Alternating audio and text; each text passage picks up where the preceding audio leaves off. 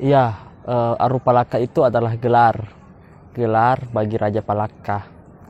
Nah, yang lebih populer dilihat dan didengar hari ini adalah Arupalaka yang merujuk pada tokoh Latendritata, Raja Bone ke-15. Pertanyaannya apakah Islam? Nah, ini sudah Islam karena beliau bergelar Sultan Sa'aduddin.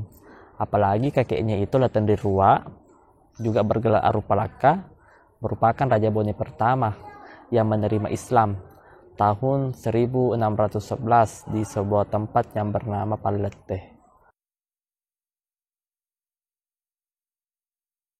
Ya, budaya Bugis menjadikan Islam ini sebagai sarana untuk melengkapi dan juga menyempurnakan kompleksitas dari banyaknya dewa-dewa mewujud menjadi satu dewa. Disebut dengan Dewata Sewai atau Allah Subhanahu wa Ta'ala. Di dalam Islamisasi Sulawesi Selatan itu saya melihat ada 3 jalan. Pertama yaitu adalah pengenalan Islam yang dibawa oleh pedagang-pedagang. Yang kedua itu adalah penerimaan Islam yang dimana Islam diterima secara politik melalui kerajaan-kerajaan.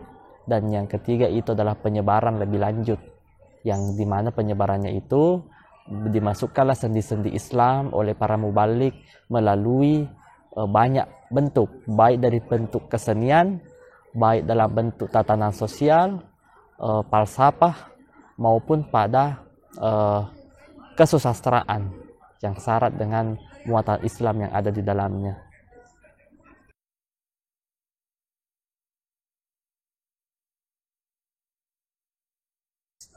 Ya, pertemuan ajaran Bugis dengan Islam itu sudah jauh datang lebih awal sebelum penerimaan secara resmi pada tahun 1605 atau abad ke-17.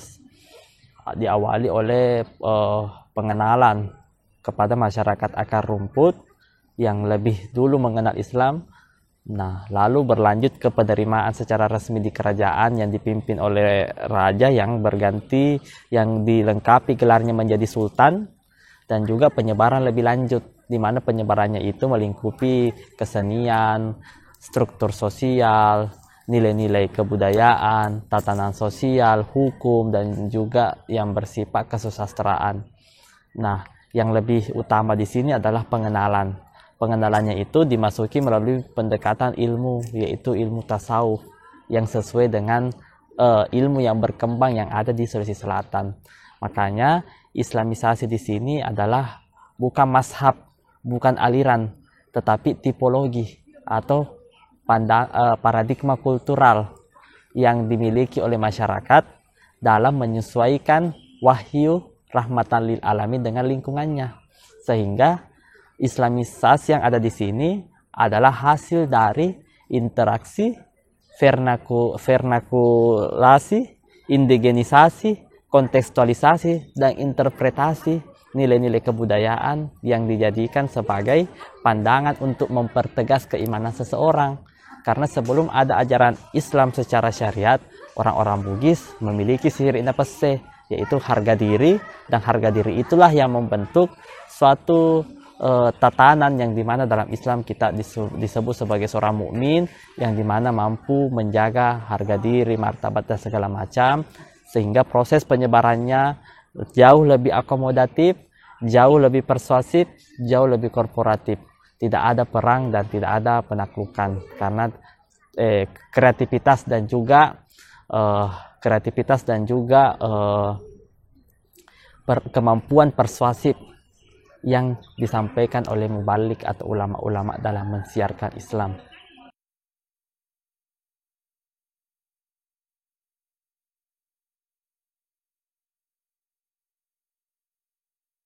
Ya, saya pikir budaya Bugis dan Islam hari ini jauh lebih berkembang dan menampakkan suatu keadaan yang saya pikir cukup sesuai dengan hari ini.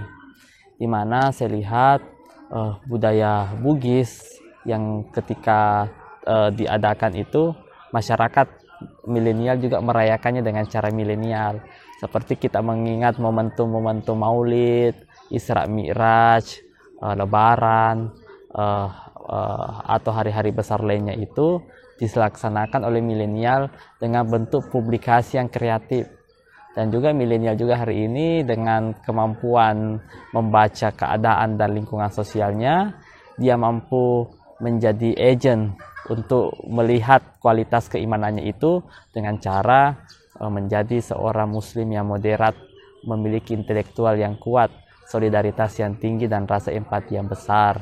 Nah, yang menjadi tantangannya itu adalah seorang muslim milenial hari ini harus mampu mempertahankan nilai-nilai kebudayaannya sebagai landasan untuk mempertegas keimanannya, karena Islam dan budaya itu adalah sesuatu yang tidak bisa dipertandingkan tapi harus bersanding, karena kita memiliki suatu prinsip, yaitu adab basandi sarak, sarak basandi kitabullah, ripatupuri adee, ripasandre risarai, ditinggikan oleh adat dan adat disandirkan oleh agama. Dan dua prinsip inilah budaya, entah itu budaya nasional seperti Pancasila, budaya lokal tradisional disebut dengan Pangadereng, dan budaya Islam yang disebut dengan syariat, itulah yang akan menjadi tuntunan kita untuk menghadapi era persaingan global, menghadapi banyaknya perubahan atau peralihan tatanan yang akan terjadi ke depannya.